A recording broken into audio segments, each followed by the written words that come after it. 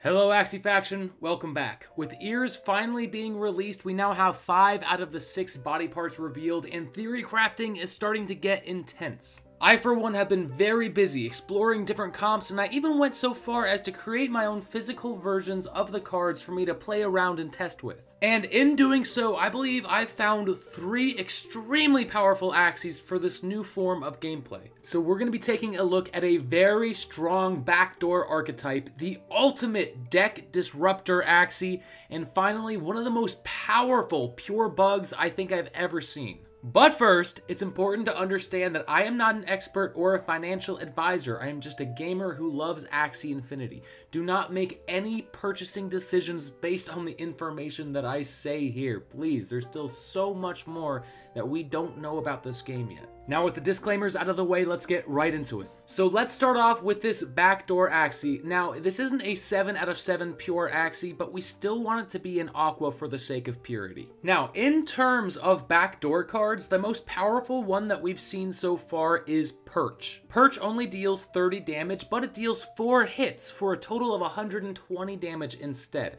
and it prioritizes the enemy with the lowest HP. Now, this comes with 2 caveats. First off, you're not dealing quite as much damage as something like a fully powered Koi or Thorny Caterpillar. But what you lose in damage, you gain in utility. But that actually brings us to our second caveat, because Perch will only target the back lane if the back lane is the Axie with the lowest HP, meaning you would have already had to attack them with another backdoor card first. So to fix this issue, we need to make sure we have enough regular backdoor cards to ensure we're getting the full utility out of Perch. And the first one that comes to mind is Shrimp. This one seems like a no-brainer. So now we've got tail and back covered. Now moving on to mouth, it gets a little more complicated. The mouth cards just don't have a lot of options for this type of build, but it wasn't until my 100th time reading through that I realized Axie Kiss is actually a backdoor card, allowing you to choose whatever target you'd like. Which brings even more utility to this build, because Shrimp only targets the back lane. So if the one you want to target is the mid lane, you can use Axie Kiss to get there instead. Next up, we have the horns. Now for this one, I actually opted for Clamshell. Now this is not a backdoor card, but that could potentially be fixed with the right charm.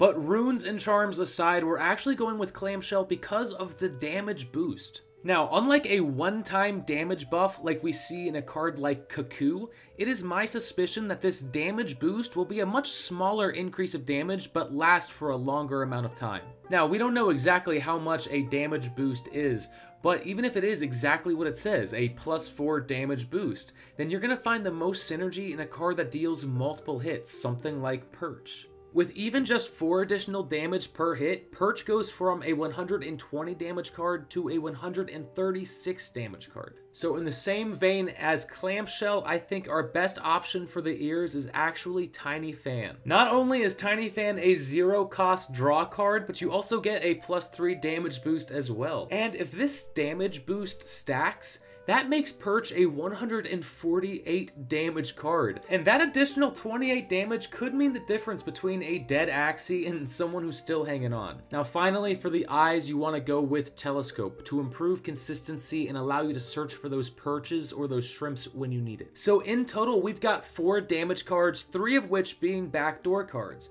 We've also got 2 damage buffs, some draw power, and the ability to search our deck for any Aqua card we need. In theory, this seems like a very well-built backdoor Axie, but there is one glaring problem with this build, and if we go over to the marketplace, then you'll see the problem is this Axie just doesn't exist.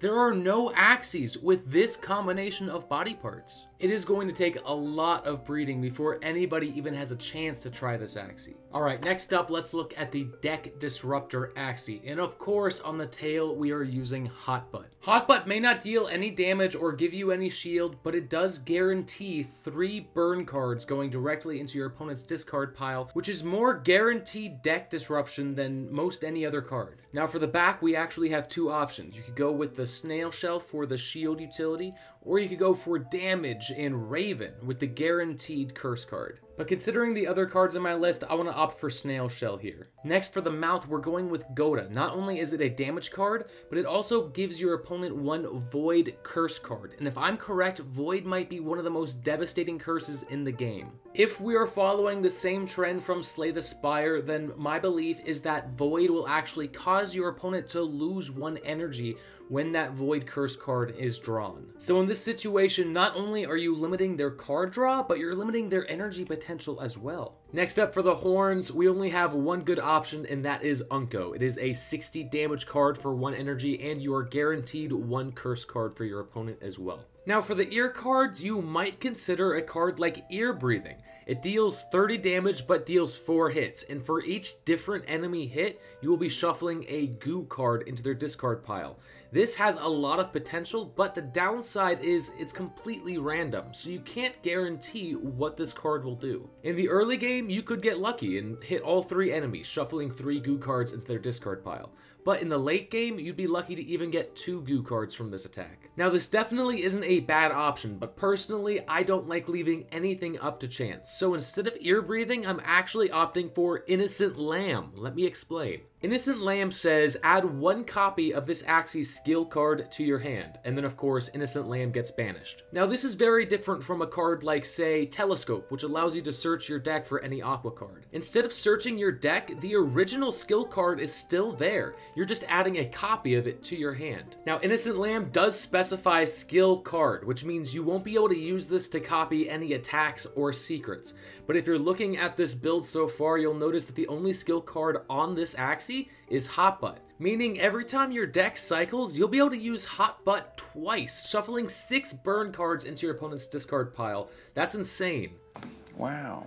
And since we haven't seen the iCard leaks yet, I'm going to leave that space blank just because I have no idea what will fit best there. But so far, every single card on this Axie gives your opponent curse cards. If you're able to use every single card during a deck cycle, that is 9 curse cards shuffled into your opponent's discard pile. That's about half the size of their deck. But by the time your deck cycles back around and you're able to finally take out their first Axie, it's very possible that they'll have more curse cards than regular Axie cards, giving you a huge advantage in the late game. But despite this Axie's optimization for curse cards, it doesn't particularly have a win condition, meaning you're going to want to pair this Axie with something that does a lot more damage, maybe something with Tiny Dino so you can take full advantage of stalling your opponent. But there is one more glaring issue with this Axie, and you're going to start noticing a trend here. And again, the issue is that this Axie just doesn't exist, not on the marketplace, not in people's wallets. There are no Axies with this combination. The closest we get is just for the Hot Butt, Innocent Lamb, and Goda combination,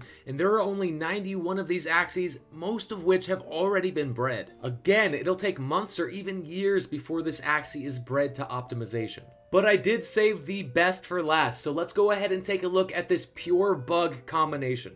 And the core of this particular build is the Square Teeth Double Leaf Bug combo. And the synergy here should be obvious. Leaf Bug provides you 30 shield when drawn, so when you draw both of them, you have 60 shield without even playing a single card. And Square Teeth, for 0 energy, deals 25 damage, and if initial, will deal additional damage equal to your shield. So in combination with Leaf Bug, Square Teeth will be dealing 85 damage for 0 energy. And we still have 60 shield from the Leaf Bugs. So in total, we already have 145 stats without even spending a single energy. And that's only 3 out of the 6 body parts. So let's go ahead and look at the back. And here I opted for Scarab. Now, this card doesn't have the highest stats in the world, but it works very well in this build because it deals 30 damage and provides you 30 extra shield. But the real reason we chose Scarab is because of the debuff. We don't know exactly what Doubt does, but we do know that it'll have great synergy with Thorny Caterpillar. Thorny is our 2-cost card in this build. It deals 110 damage, but it deals an extra 50% damage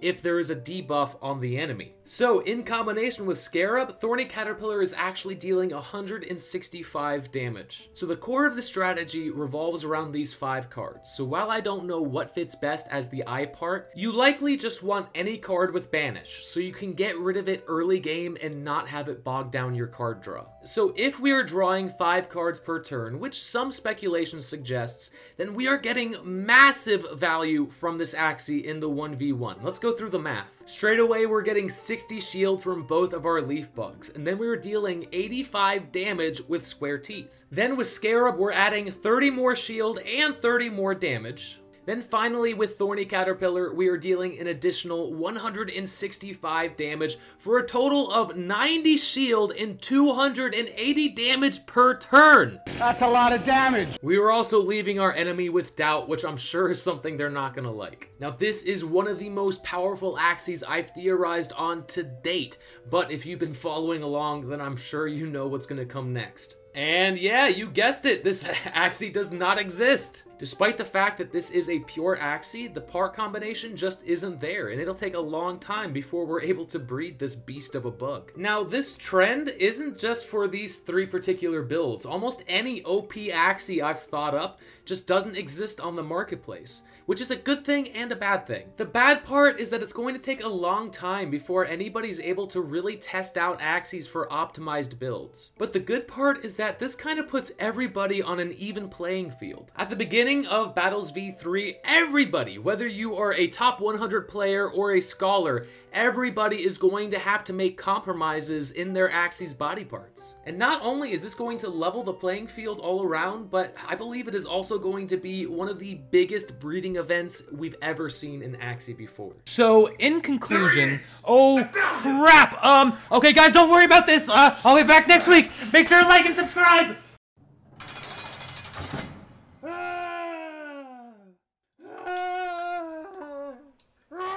Oh, would you shut up? Oh, don't mind him. He bought in at the peak. Hey, just so you know, this ain't Sky Mavis. I've seen their work and this ain't it. So what did they get you for? Eyes and ears. What about you? Me? Brother, I got my hands on the Season 1 runes and charms.